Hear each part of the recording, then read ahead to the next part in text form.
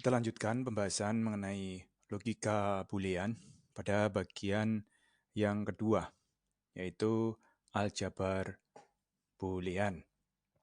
Seperti sudah saya antarkan pada bagian pertama, kalau pada bagian ini sifatnya akan lebih matematis. Anggap terdapat himpunan B yang didefinisikan terbatas pada dua operator binary, yaitu AND dan OR. Operator binary, biner 2. Berarti harus ada dua operan. Dua operan itu berarti dua nilai yang dioperasikan. Serta sebuah operator unary, yaitu komplement. Unary ini kebalikan. Seperti kalau kita menggunakan tanda negatif atau minus pada aljabar biasa. Di samping itu, anggota himpunan B hanya terdiri dari dua elemen nilai yang berbeda, yaitu 0 dan 1. Ya, ini perlu ada catatan. Sudah kita bahas pada bagian yang pertama sebenarnya. Kalau operator binary AND dan OR itu biasa diberi simbol dengan titik dan plus. Sedangkan komplement itu biasa diberi simbol dengan garis atas atau tanda petik. Tapi di bagian kita nanti akan menggunakan garis atas. Ini adalah anggapan yang harus diterapkan ketika kita akan membahas aljabar Boolean. Dengan dua anggapan ini, persamaan yang dibentuk dengan menggunakan variabel A, B, dan C yang merupakan anggota himpunan B akan disebut aljabar Boolean jika untuk setiap A, B, dan C berlaku 5 postulat berikut. Yang pertama adalah closure, yang kedua identitas, yang ketiga komutatif, yang keempat distributif, dan yang kelima adalah komplement. Ya, kalau belum tahu apa yang namanya postulat, postulat adalah pernyataan yang diyakini kebenarannya tanpa pembuktian. Oke, kita bahas satu persatu. Kelima postulat yang sudah disebutkan ini. Kelima postulat itu disebut dengan postulat Huntington. Oke, yang pertama closure. Apapun operator yang diterapkan tetap menghasilkan nilai dalam himpunan B. Seperti misalnya A ditambah B.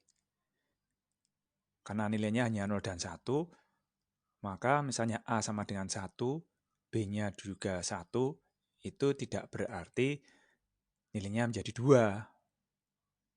Tapi ada nilai yang lain yang nanti akan kita bahas tersendiri. Kalau tidak 0 ya 1, karena hanya ada 2 nilai kemungkinan. Demikian juga dengan A dikali B.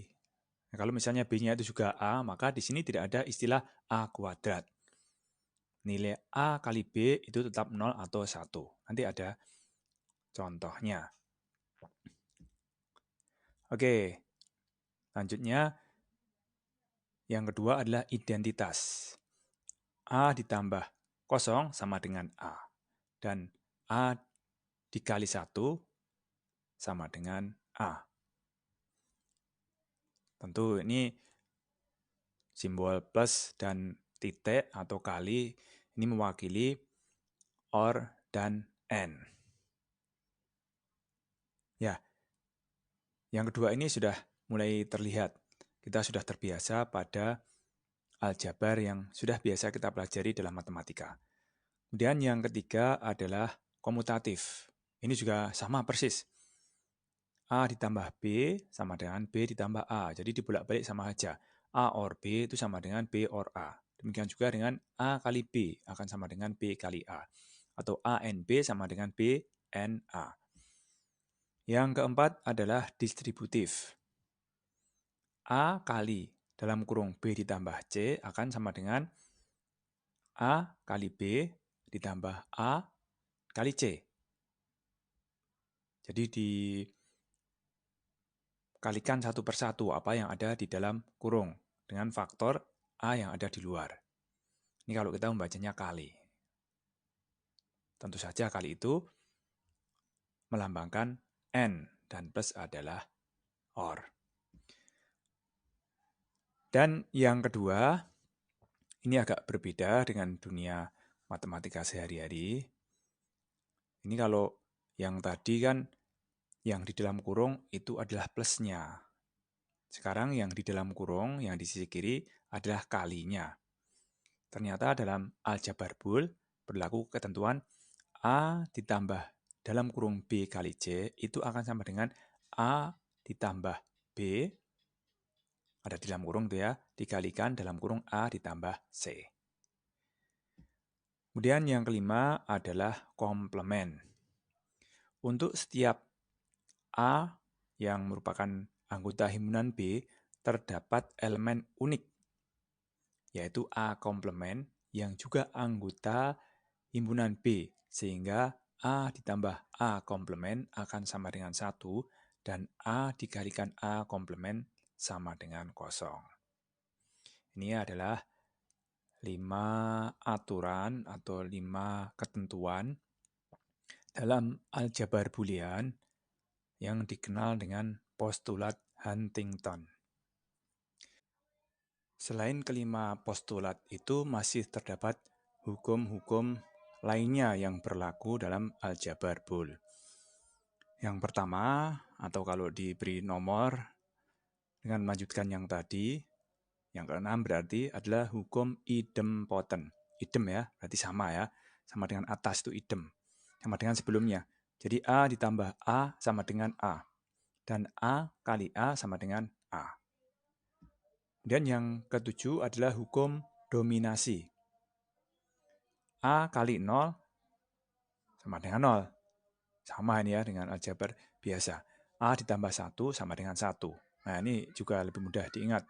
Karena A itu bisanya 0 dan 1. Ya 0 tambah 1 dalam aljabar Boole ya 1. 1 tambah 1 tidak ada 2 ya 1. Kemudian yang ketujuh adalah hukum involusi. Kalau aljabar biasa itu minusnya minus. Minusnya minus berarti plus. Komplement dari A komplement ya sama dengan A. Hukum penyerapan. Ya, ini tidak ada di aljabar biasa. A kali dalam kurung A ditambah B sama dengan A. Demikian juga kalau operatornya dibalik. A ditambah A kali B juga sama dengan A.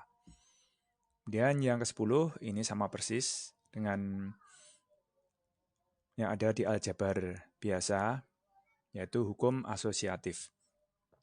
A ditambah dalam kurung B ditambah C, jadi kurungnya di belakang ya, itu ternyata akan sama dengan kalau yang dikurung yang 2 di depan dulu.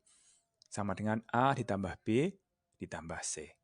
Demikian juga dengan perkaliannya. A kali dalam kurung B dikali C sama dengan A dikali B dulu, baru dikalikan C. Yang ke-11 adalah hukum 01. Komplement dari 0 adalah 1, komplement dari 1 adalah 0. Dan ini yang terakhir adalah hukum De Morgan. A kali B komplement sama dengan A komplement ditambah B komplement. Nah ini semuanya dikomplementkan, akhirnya masing-masing dikomplementkan. A komplement kali komplement berarti plus B komplement. Demikian juga kalau ini penjumlahan, semuanya dikomplementkan masing-masing. A komplement plusnya dikomplementkan jadi kali B komplement. Ini adalah hukum-hukum yang berlaku dalam aljabar Boolean.